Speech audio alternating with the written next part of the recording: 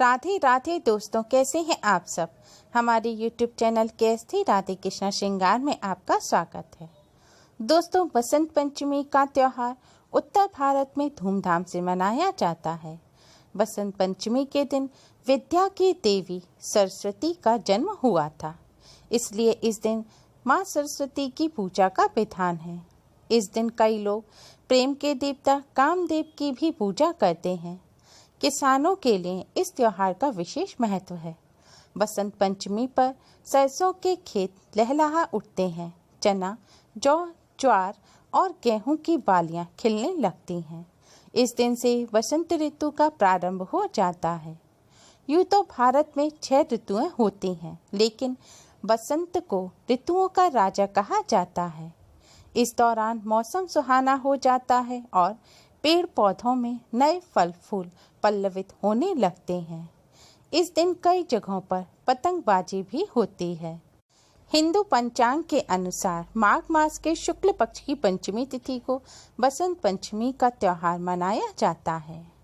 इस दिन माँ सरस्वती की विधि विधान से पूजा करने से माँ सरस्वती प्रसन्न होकर अपने भक्तों को ज्ञान, कला, संगीत और विज्ञान में पारंगत होने का आशीर्वाद प्रदान करती हैं।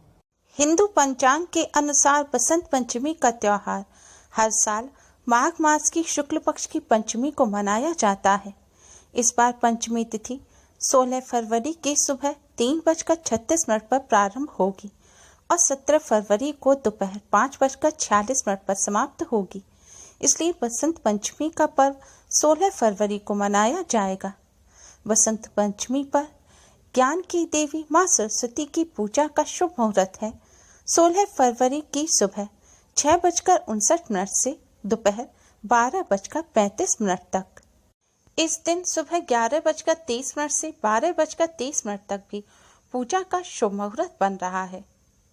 इस बार बसंत पंचमी पर 3 बहुत ही शुभ योग बन रहे हैं। स्वार्थ सिद्धि योग, रवि योग और अमृत योग इस बसंत पंचमी पर बन रहे हैं। ये तीनों ही विशेष योग रात 8:57 से अगले दिन 17 फरवरी को सुबह 6:58 तक बने रहेंगे। बसंत पंचमी को श्री पंचमी या ज्ञान पंचमी के नाम से भी जाना जाता है। इस दिन माँ सरस्वती के अलावा भगवान विष्णु और कामदेव जी की भी पूजा की जाती है। धार्मिक मान्यताओं के अनुसार बसंत पंचमी के दिन ही कामदेव अपनी पत्नी रति के साथ पृथ्वी लोक में आते हैं और चारों ओर प्रेम का संचार करते हैं। बसंत पंचमी पूजा की विधि। बसंत पंचमी पर सुबह उठकर नित्य क्रिया से निवृत्त होकर स्नान करना चाहिए। स्नान करने से पहले व्यक्ति को अपने शरीर पर नीम और हल्दी के मिश्रण का लेप लगाना चाहिए। लेप में सरसों का तेल अवश्य ही डालना चाहिए, या फिर आप बेसन में सरसों का तेल डालकर उसका उपटन बनाकर उसे भी शरीर पर लगा सकते हैं। उपटन लगाने के बाद व्यक्ति को औषधीय पानी के साथ स्नान करना चाहिए। स्नान करने के पानी में थोड़े से नीम के पत्ते और तुलसी के पत्ते अवश्य ही डालने चाहिए। बसंत पंचमी पर इस अनुष्ठान से शरीर को शुद्ध किया जाता है और यह सभी प्रकार के संक्रमणों से भी रक्षा करता है। स्नान के बाद व्यक्ति को या तो सफ़ेद रंग या फिर पीले रंग के कपड़े पहनने चाहिए। स्नान करने के बाद एक लकड़ी की चौकी लें। इसे अपने मंदिर के पास पूर्व या उत्तर दिशा में रखें। अब चौकी पर एक सफ़ेद रंग का कपड़ा बिछाएं। सफ़ेद कपड़ा ना हो तो पीले रंग का कपड़ा बिछाएं। अब इस चौकी पर आप कच्चे साबुत चावल से 2 अष्टदल कमल बनाएं। आपके यहाँ अगर भगवान श्री गणेश और माँ सरस्वती जी की मूर्ति हो तो उन्हें स्नान कराएं और भगवान श्री गणेश को पीले वस्त्र पहनाएं और सरस्वती माँ को सफ़ेद रंग के वस्त्र पहनाएं और उनका श्रृंगार करें। अगर तस्वीर है तो उन्हें साफ कपड़े से पोंछ लें। अब आपके जो दाएं हाथ की तरफ यानी कि राइट हैंड की तरफ अष्टदल कमल है, उसके अग्रभाग पर आप भगवान श्री गणेश जी को स्थापित करें और जो लेफ्ट हैंड की तरफ अष्टदल कमल है उसमें बीचों बीच आप माँ सरस्वती जी को स्थापित करें। अब आप बसंत तैयार करें। बसंत तैयार करने के लिए आप शुद्ध जल से भरा हुआ लोटा लें और जौ और गेहूं की डंठल सहित बाली लें। इन बालियों को आप कलश के जल में रख दें। अब इस बसंत को आप भगवान श्री गणेश जी के पीछे अष्टदल कमल पर रख दें।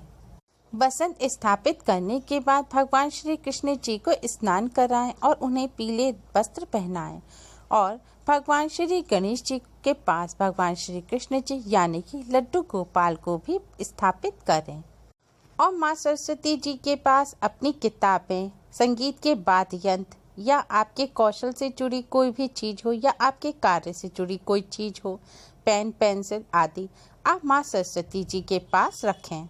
चौकी पर जगह इतनी ना हो तो आप चौकी के पास भी माँ सरस्वती जी के पास एक साफ कपड़ा बिछाकर उस पे अपने सामान रख सकते हैं। अब सबसे पहले भगवान श्री गणेश जी का पूजन करें। भगवान श्री गणेश जी को हल्दी कुमकुम से तिलक करें। भगवान श्री गणेश जी को दूर्वा अर्पित करें और थोड़े से चावल हाथ में लेकर आप भगवान श्री गणेश जी को एक पीले रंग का पुष्प अर्पित करें। इसके बाद माँ सरस्वती जी का पूजन करें। माँ सरस्वती को सफेद रंग के चंदन से तिलक करें और उसके बाद हल्दी से तिलक करें। फिर थोड़े से साबुत चावल हाथ में लेकर माँ सरस्वती जी को सफेद रंग के पुष्प अर्पित करें। इसी तरह लड्डू गोपाल को हल्दी से तिलक करें और थोड़े से साबुत चावल हाथ में लेकर आप लड्डू गोपाल को पीले रंग के पुष्प अर्पित करें। अब आपने भगवान श्री गणेश जी के पीछे जो बसंत पुंज रखा है उसके द्वारा रति देवी और कामदेव का पूजन करें। उनका पूजन करने के लिए कलश पर हल्दी से तिलक करें। एक पीले रंग का पुष्प लें, उसके माध्यम से अबीर के छींटे आप कलश पर डालें। भगवान जी के सामने एक शुद्ध घी का दिया जलाएं और एक सुगंधित धूप बत्ती जलाएं। दिए को आप थोड़े से साबुत चावल के ऊपर रखें। इसके बाद भगवान श्री गणेश, भगवान श्री कृष्ण, रति देवी, कामदेव जी को पीले रंग के मिष्ठान और फल का भोग लगाएं और सरस्वती माँ को सफेद रंग के मिष्ठान और फल का भोग लगाएं। आज के दिन माँ सरस्वती जी को मोर पंख अवश्य ही अर्पित करें और भगवान श्री कृष्ण जी को भी एक मोर पंख अवश्य ही अर्पित करें। इसके बाद आपने भगवान जी को जिस हल्दी से तिलक किया है उस हल्दी से आप अपनी किताब, कॉपी पर, पेन पर, अपने वाद्य यंत्र या फिर अपने कार्य से संबंधित जो भी सामग्री है उस पर तिलक अवश्य करें और उनका भी पूजन करें। उन पर भी अक्षत पुष्प चढ़ाएं। इसके बाद आप सभी भगवान जी की आरती करें। फिर माँ सरस्वती जी के अष्टाक्षर मूल मंत्र श्री ह्रीं सरस्वती स्वाहा का कम से कम 108 बार जाप करें। बसंत पंचमी पर केसर या हल्दी मिश्रित हलवा बनाया जाता है। इसका भगवान जी को भोग लगाया जाता है और इस हलवे से हवन किया जाता है। हवन में इस हलवे की आहुतियाँ दी जाती हैं। बसंत पंचमी के दिन किसान लोग नए अन्न में गुड़ तथा घी मिश्रित करके अग्नि तथा पितृ तर्पण करते हैं। साथ ही केसर युक्त मीठे चावल अवश्य घर में बनाकर उनका सेवन करना चाहिए। बसंत पंचमी पर केसर युक्त चावल का भी भगवान जी को विशेष रूप से भोग लगाया जाता है। बसंत पंचमी के दिन छोटे बच्चों को पहली बार अक्षर ज्ञान कराया जाता है। उन्हें किताबें भेंट की जाती हैं। इस दिन पीले रंग के कपड़े पहनना शुभ माना जाता है। इस दिन पीले चावल या पीले रंग का भोजन किया जाता है। बंगाल में इस दिन पीले रंग की खिचड़ी खाई जाती है। बसंत पंचमी पर भगवान श्री गणेश का पूजन करने से सभी बाधाएं दूर होती हैं। माँ सरस्वती का पूजन करने से विद्या और बुद्धि का वरदान मिलता है और कार्यों में सफलताएं मिलती हैं। कामदेव जी का पूजन करने से परिवार में खुशियां आती हैं, गृहस्थ जीवन सुखमय बनता है और भगवान श्री कृष्ण का पूजन करने से सभी कष्टों से मुक्ति मिलती है। बसंत पंचमी पर माँ सरस्वती की कृपा पाने के लिए विद्यार्थियों को कुछ सरल उपाय अवश्य ही करने चाहिए, क्योंकि माँ सरस्वती की कृपा से ही विद्या, बुद्धि, वाणी और ज्ञान की प्राप्ति होती है।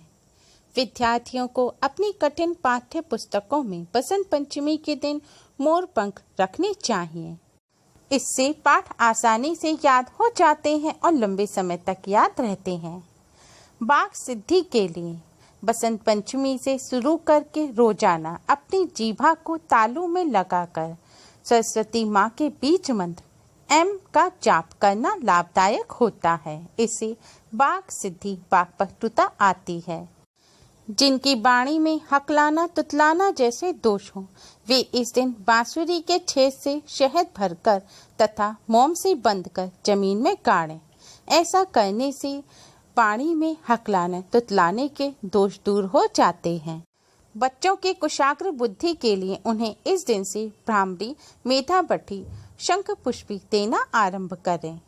सरस्वती माँ की कृपा पाने के लिए प्रातःकाल उठते ही हथेलियों के मध्य भाग के दर्शन करें। इन उपायों के साथ साथ कुछ कार्य ऐसे होते हैं जिन्हें बसंत पंचमी पर भूलकर भी ना करें। बसंत पंचमी के दिन काले रंग के कपड़े ना पहनें। बसंत पंचमी पर स्नान करके पहले माँ सरस्वती का पूजन करें, उसके बाद ही भोजन ग्रहण करें और सात्विक भोजन ही ग्रहण करें। बसंत पंचमी के दिन मधुर वचन बोलें, किसी से लड़ाई झगड़े ना करें, कटु वचन ना बोलें। बसंत पंचमी पर इस आसान विधि से पूजन करने से और इन उपायों को करने से भगवान श्री गणेश, माँ सरस्वती, भगवान श्री कृष्ण और कामदेव और रति माँ की कृपा प्राप्त होती है और पूजन सफल होता है। उम्मीद है आपको हमारी ये वीडियो पसंद आई होगी। प्लीज़ लाइक करें। हमारी इस वीडियो को अपने फ्रेंड्स और रिश्तेदारों में ज़्यादा से ज़्यादा शेयर करें, जिससे वह भी इसका लाभ उठा सकें। हमारी और भी वीडियोस के लिए हमारे चैनल को सब्सक्राइब करना ना भूलें। Thanks for watching. Radhe Radhe.